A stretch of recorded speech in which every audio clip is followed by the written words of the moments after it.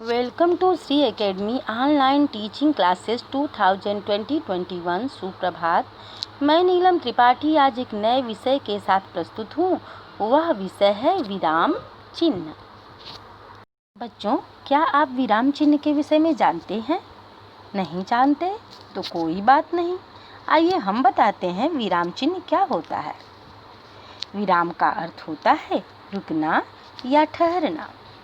भाषा के लिखित रूप में विशेष स्थानों पर रुकने का संकेत करने वाले चिन्हों को विराम चिन्ह कहते हैं।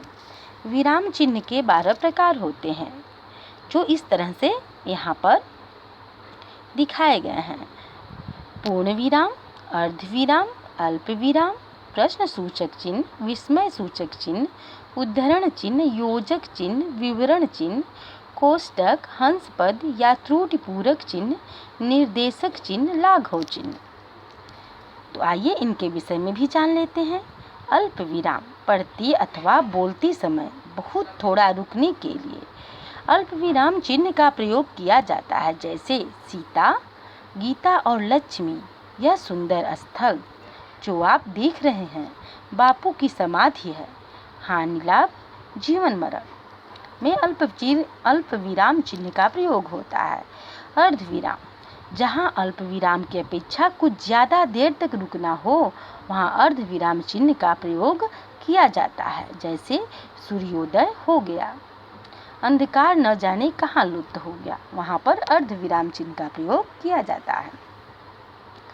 पूर्ण विराम, जहाँ वाक्य पूर्ण होता है वहाँ पूर्ण विराम चिन्ह का प्रयोग किया जाता है।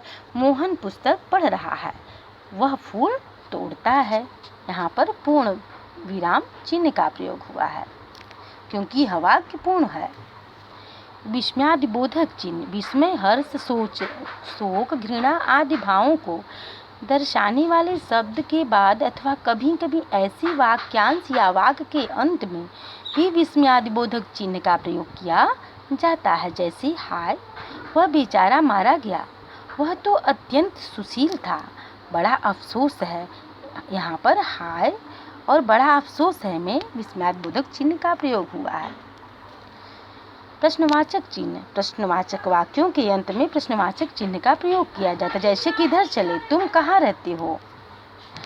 कोष्टक, इसका प्रयोग पद का अर्थ प्रकट करने हेतु क्रम, बोध और नाटक या एकांकी में अभिनय के भावों को व्यक्त करने के लिए किया जाता है, जैसे निरंतर व्यायाम करते रहने से देह स्वस्थ रहता है, जिसमें लगातार शरीर एक ही शब्द के अर्थ दिए गए हैं, देह का शरीर और निरंतर का लगातार, तो वहाँ पे कोष्टक का प्रयोग किया जाता है। निर्देशक चिन्ह, इसका प्रयोग विषय विभाग संबंधी प्रत्येक शीर्षक के आगे वाक्यों या वाक्यांशों अथवा पदों के मध्य विचार अथवा भाव को विशिष्ट रूप से व्यक्त करने हेतु प्रयोग किया जाता है, जैसे के बाद उद्धरण के अंत में लेखक के नाम के पूर्व और कथोपकथन में नाम के आगे किया जाता है। से समस्त जीव जंतु, घोड़ा, ऊंट, बैल, कोयल, चिड़िया सभी व्याकुल थे। तुम सो रहे हो, अच्छा सो। द्वारपाल, भगवन, एक दुबला पतला ब्राह्मण द्वार पर खड़ा है। यहाँ पर दुबला पतला, सो रहे हो, अच्छा सो में निर्देशक चिन्ह का प्रयोग किया गया है। उद्धरण चिन्ह, जब किसी अन्य की उक्ति के बिना किसी परिवर्तन के ज्यों का त्यों रखा जाता है, तब वहीं इस चिन्ह का प्रयोग किया जाता है। इसके पूर्व अल्प विराम चिन्ह लगता है, जैसे नेताजी ने कहा था, तुम हमें खून दो, हम तुम्हें आज़ादी देंगे। दूसरा एग्जाम्पल, रामचरितमानस तुलसी का अमर काव्य ग्रंथ है, तो यहाँ पर उद्धरण चिन्ह का प्रयोग हुआ है। आदेश चिन्ह, किसी विषय को क्रम से लिखना हो तो विषय क्रम व्यक्त करने से पूर्व इसका प्रयोग किया जाता है, जैसे सर्वनाम के प्रमुख 5 भेद हैं, पुरुषवाचक, निश्चयवाचक, अनिश्चयवाचक, संबंधवाचक, प्रश्नवाचक। तो जैसे कि बीच में जो चिन्ह लगा हुआ है वह आदेश चिन्ह है। योजक चिन्ह, समस्त किए हुए शब्दों में जिस चिन्ह का प्रयोग किया जाता है वह योजक चिन्ह कहलाता है। योजक चिन्ह जोड़ने का कार्य करता, माता पिता, दाल भात, सुख दुख, पाप पुण्य। लाघव चिन्ह किसी बड़े शब्दों को संक्षेप में लिखने के लिए उस शब्द का प्रथम अक्षर लिखकर उसके आगे शून्य लगा देते हैं, जैसे पंडित,